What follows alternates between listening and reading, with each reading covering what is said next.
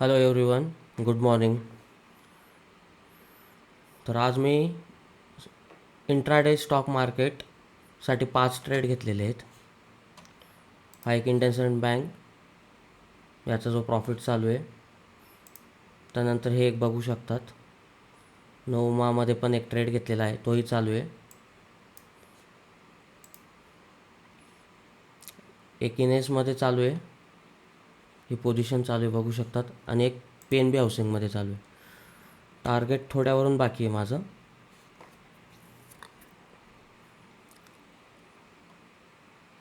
एक 5वी पोझिशन आहे, वेट मी तुम्हाला दाखवतो ती.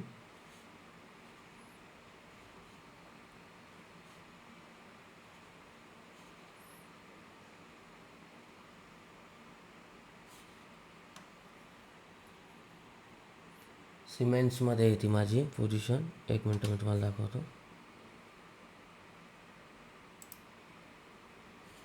ही बघू शकतात, 5 ट्रेड घेतले आहेत आणि 5ही प्रॉफिटमध्ये चालू आहेत.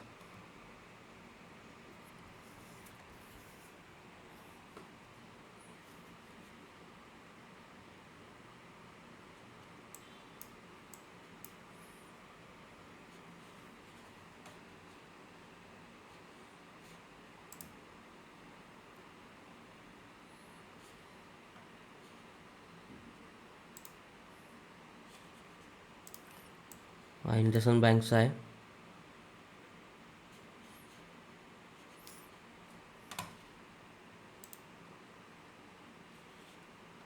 हा केन्सचा आहे. हा सिमेंट्स.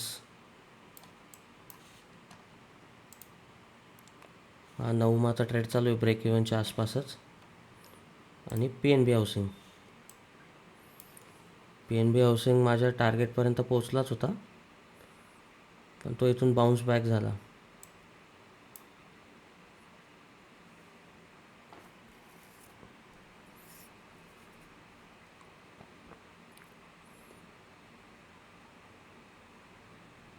बघूयात काय होतं ते.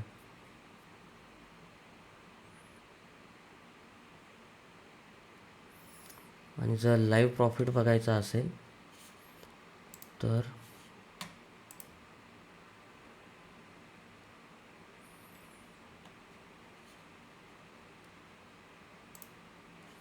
हे बघू शकतात, या 5ही पोझिशन अशा चालू आहेत.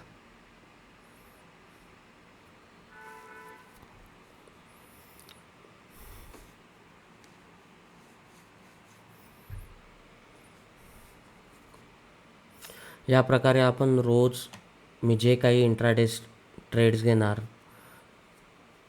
त्याचे मी व्हिडिओज काढून ठेवणार आहे रोज, आणि डेली यूट्यूबला अपलोड करणार आहे, Monday to Friday.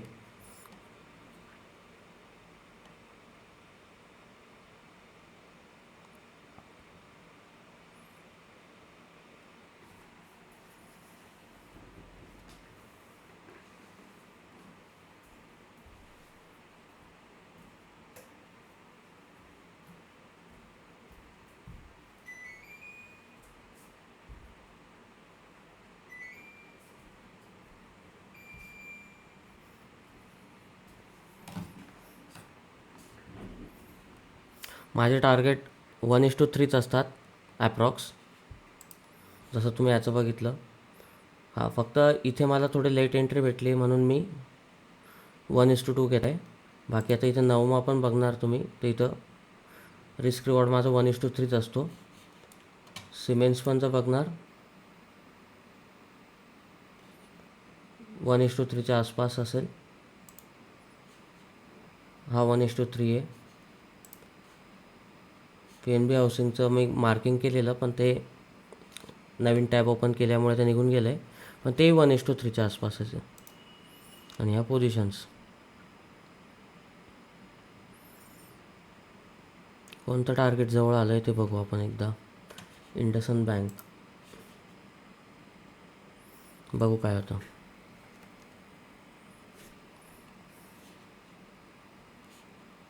PNB housing तर फार इतकंच राहिलं होतं माझं.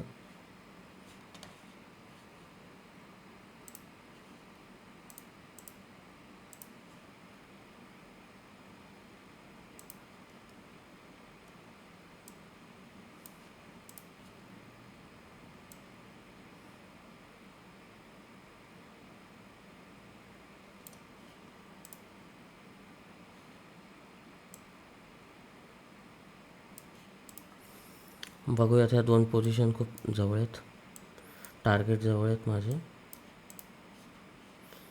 IndusInd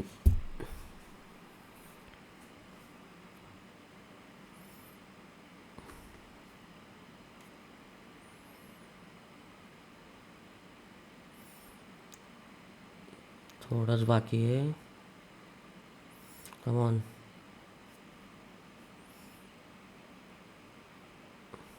good good good. झालं पाहिजे लवकरात लवकर. एक वेळा PNB हाऊसिंग बघू. हां, तेही पडतं आहे. Okay okay.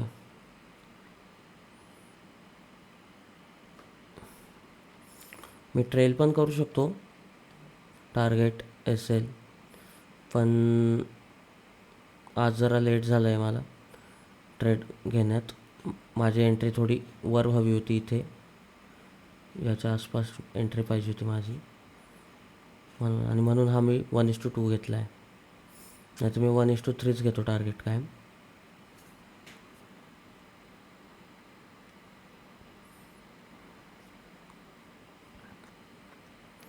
थोडंच बाकी आहे.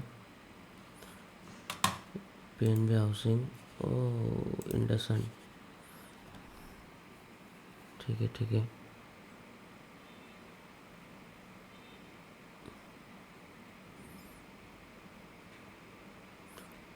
हर हर महादेव. थोडं बाकी आहे, थोडं बाकी आहे. कमॉन. 1 2 3.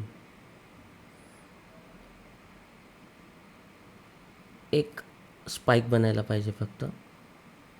PNB हाऊसिंगला असंच झालं आहे की थोडं बाकी राहून वर निघून गेलं आहे, नाही तर आत्ता टार्गेट बुक राहिलं असतं, माझं प्रॉफिट बुक राहिलं असतं. हा पण पडणार आहे, पण ठीक आहे ठीक आहे ठीक आहे. PNB हाऊसिंगला काय चालू आहे?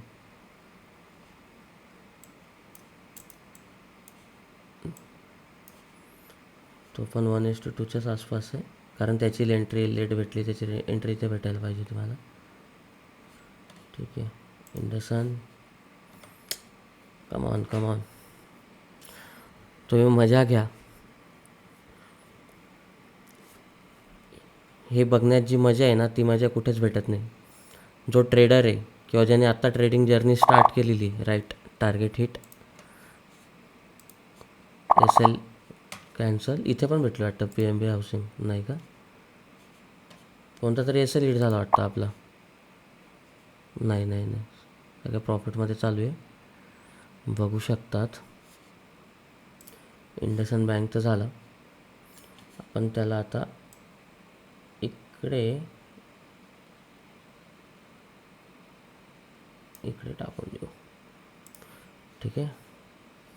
आता हा एक चालू आहे 9 भरपूर वेळ आहे त्याला, बघू काय आता. हा एक सिमेंट्सचा चालू आहे.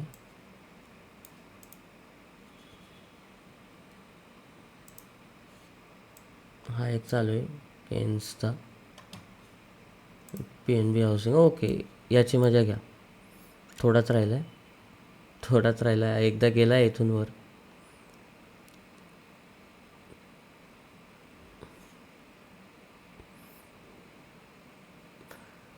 खूप दिवसापासून माझं मार्केट बंद होतं. इंडियन मार्केट मी नाहीच्या बरोबरच करत होतो, कारण मी फॉरेक्समध्ये शिफ्ट झालो आहे आणि US मार्केटमध्ये पण शिफ्ट झालो आहे. क्रिप्टोही करतो आहे मी, पण कुठेतरी इंडियन मार्केटसोबत एक अटॅचमेंट आहे. आज जे काही कमावले आहेत मी पैसे आत्तापर्यंत, म्हणून माझी जास्त इच्छा नाही होत. आधी मी माझ्या आधीचे व्हिडिओज बघितले असाल तर मी 25 ते 30 लाखावर ऑप्शन सेलिंग करायचो. वेट, पहिले याची याची लाईव्ह मजा घ्या. थोड्यावर राहिलं, इथं काहीतरी रेजिस्टन्स वाटतं, सपोर्ट आहे, सॉरी, माझ्या साईडला रेजिस्टन्स आहे.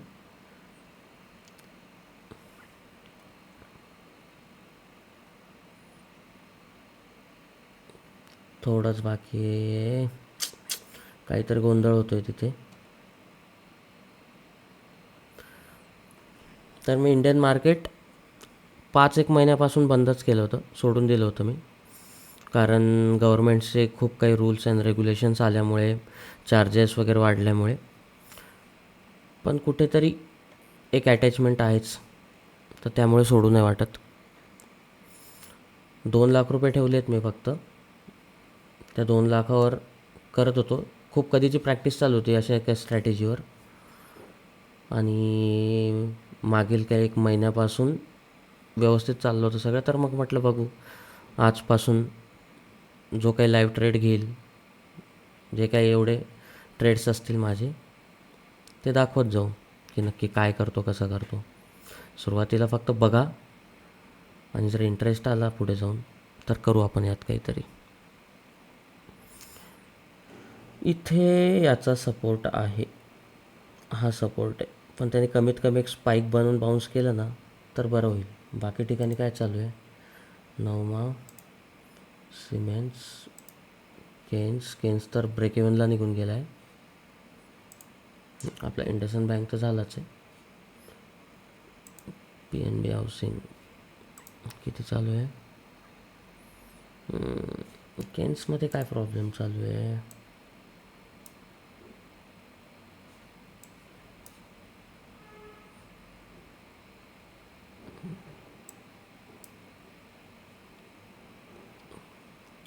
ओके,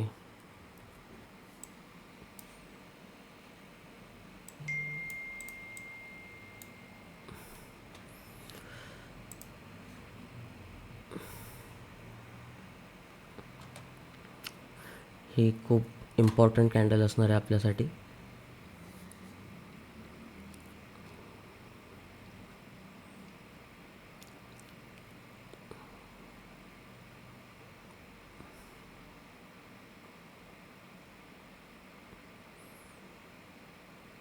एक असा स्पाईक जरी बनला ना की इथून बाउन्स करून परत वर गेला ना तरी चालेल. टार्गेट हिट झालं पाहिजे फक्त माझं.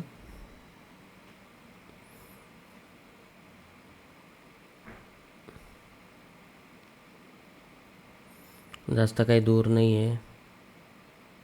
खूप स्ट्रॉंग सपोर्ट आहे हा. 2 वेळा तिथून बाउन्स बॅक झालेलं आहे.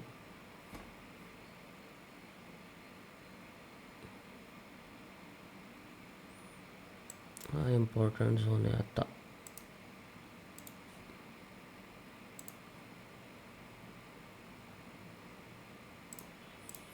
हा इम्पॉर्टंट झोन आहे. ही कॅन्डल याच्यावर क्लोज नको व्हायला. याच्यावर जर क्लोज झाली तर अवघड आहे मग.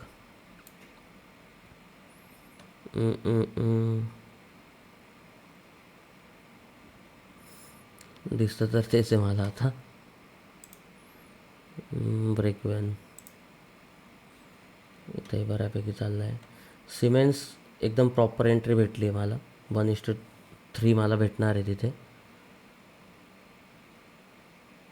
सिमेंट्स गेलं पाहिजे वरपर्यंत.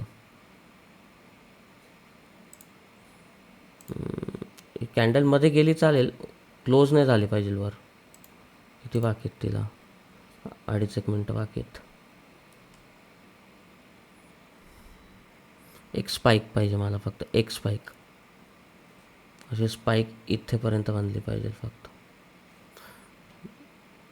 मी आत्ता ही माझी सेलची एंट्री, म्हणजे हे जे टार्गेट आहे, मी इथेपर्यंत पण मूव करू शकतो.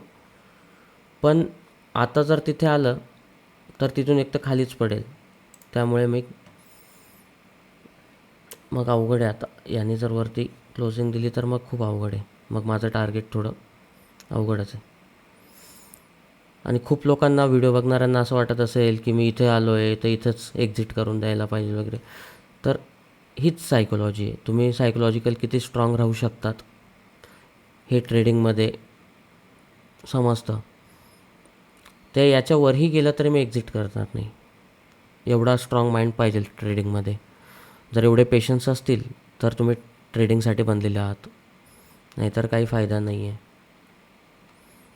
आणि हे काही प्लस मायनस चालत असताना सुद्धा तुम्ही ट्रेडमध्ये एंटर करण्याआधी जो तुमचा डिसिजन होता, तो डिसिजन जर तुम्ही टिकवून ठेवला की मी इथेच एक्झिट करेल, नाही तर इथेच एक्झिट करेल,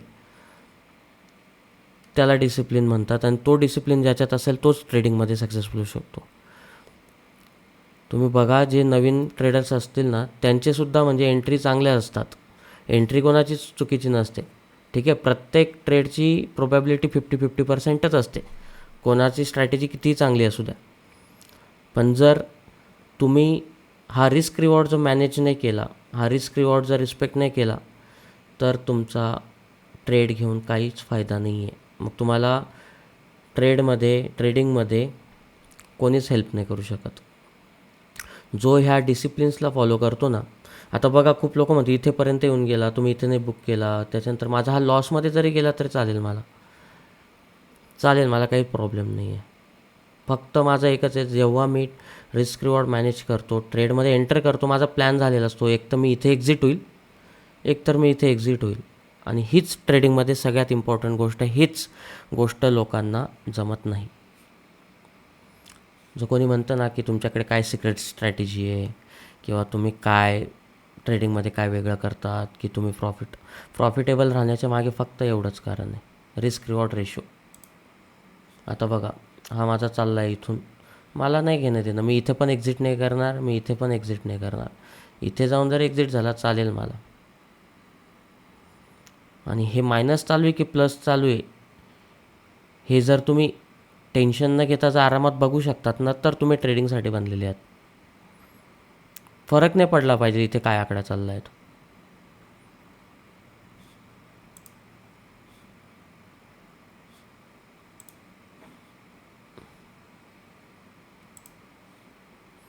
आता खूप जास्त चान्सेस आहेत याचे वर जाण्याचे बघा, पण सांगता नाही येत ना. इथून परत काही वेळा त्याला एक रेजिस्टन्स असेल किंवा आहे, तर इथून पडलेला येतो ज्या पद्धतीने, त्यासारखा तो इथून परत पडू शकतो. पण ठीक आहे, जे काय होईल प्रत्येकाची प्रोबॅबिलिटी 50-50% आहे. आणि रिस्क रिवॉर्ड मॅनेज केला,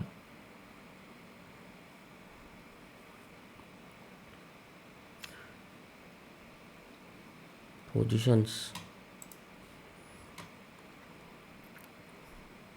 आता माझा एक बुक झालेला आहे इंडसइंड, हा इथे मला 3000च्या आसपास भेटला असता, पण एंट्री लेट भेटली मला, काही प्रॉब्लेम नाही आहे.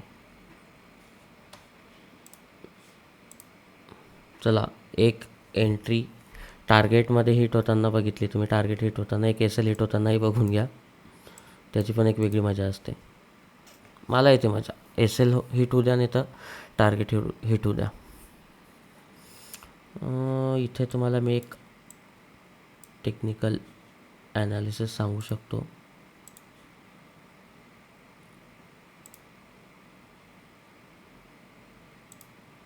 हा एरिया ना, हा एवढा एरिया जर येणे परत कवर करून जर याच्या खाली, म्हणजे याच्या खाली जर त्यांनी क्लोजिंग दिली ना, तर चान्सेस आहेत खाली जाण्याचे परत. बघू, म्हणजे ह्या कॅन्डलनी या खाली क्लोजिंग द्यायला पाहिजे, या बॉक्सच्या, या रेक्टँगलच्या खाली.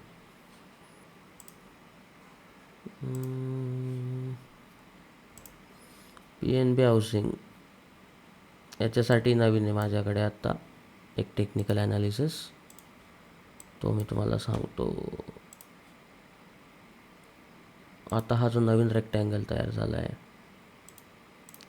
ह्या कॅन्डलने किंवा याच्यानंतरच्या कॅन्डल्सने, कोणत्याही कॅन्डलने याच्या खाली जर क्लोजिंग दिली, माझं टार्गेट भेटणार मला.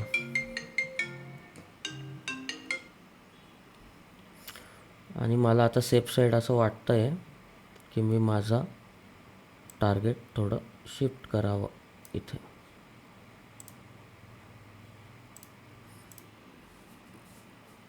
थोडं आपण नॉर्मल या सपोर्टला थोडा रिस्पेक्ट केला आहे, बाकी काही फरक नाही पडणार. जास्तीत जास्त 100 ते 150 रुपयाचा फरक आहे फक्त, जास्त काय मोठा फरक नाही आहे. ठीक आहे, या कॅन्डलने याच्या खाली क्लोजिंग दिली पाहिजे, नाही तर नंतर येणाऱ्या कोणत्याही कॅन्डलनी या रेक्टँगलच्या खाली क्लोजिंग दिली पाहिजे. आपण इथे बघू, तुम्हाला नवमा दाखवून, हां इथे सपोर्टच घेता येतो, एस एलच्या आसपासच आहे. बघू, ज्या प्रकारे मी बोललो आहे ना की तुम्ही एकदा एस एल पण बघून घ्या, तर बघून घ्या.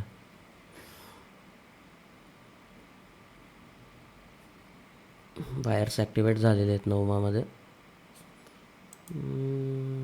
ठीक आहे, गेन्स पण ठीक आहे.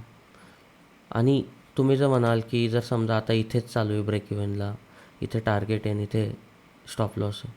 मी 3 वाजेपर्यंत माझ्या एंट्रीज जशा असतील तशाच ठेवतो. जर दोघांपैकी एखादी गोष्ट नाही झाली, एक तर एस एल नाही गेला आहे, एक तर टार्गेट नाही गेला आहे, तर मी 3 वाजेपर्यंत बघतो. 3ला 5 कमी असताना मी एकदा बघून घेतो काय चाललं आहे आणि जिथे असतील तिथे मी एक्झिट मारतो, जर 3 वाजेच्या आधी एस एल किंवा टार्गेट हिट नसेल तर. 9वा PNB आपण 9वा बघू. एक एस एल तुम्ही हिट होताना बघूनच घ्या. आणि किती शांत बसलो आहे मी, मला काही फरक पडत नाही आहे, कारण मी माझ्या सायकोलॉजीवर खूप चांगल्या पद्धतीने काम केलेलं आहे. जेव्हा टार्गेट हिट असताना मला काही फरक पडत नव्हता, तसा माझा एस एल गेल्यावरही मला काही फरक पडत नाही. ठीक आहे, आता तुम्हाला एक फरक दाखवतो मी अजून. 9वा तुम्हाला एक दाखवतो मी काहीतरी. हे बघा, माझा लॉस गेला आहे, तो गेला आहे 1200 रुपयाच्या आसपास. माझा टार्गेट जो भेटला आहे तो मला भेटला आहे 2400च्या आसपास. म्हणजे अजून असे दोन्ही गेले माझे तरी मी इक्वल राहील, जर हे बाकीचे गोष्टी सोडल्या तर. याला म्हणतात रिस्क रिवॉर्ड मॅनेज करणं. ठीक आहे, फरक नाही पडला पाहिजे. लॉसही जातात काही. PNB हाऊसिंग याने खाली क्लोजिंग दिली पाहिजे.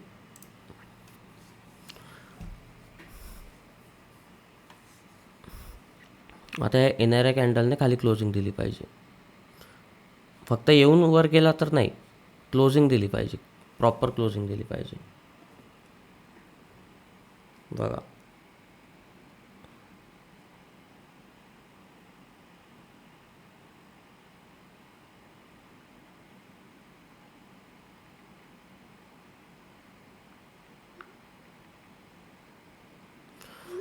मी नंतर परत ही व्हिडिओ पुढे कंटिन्यू करतो. मला जरा एक अर्जंट कॉल आहे, तर मी बोलतो तुमच्याशी नंतर.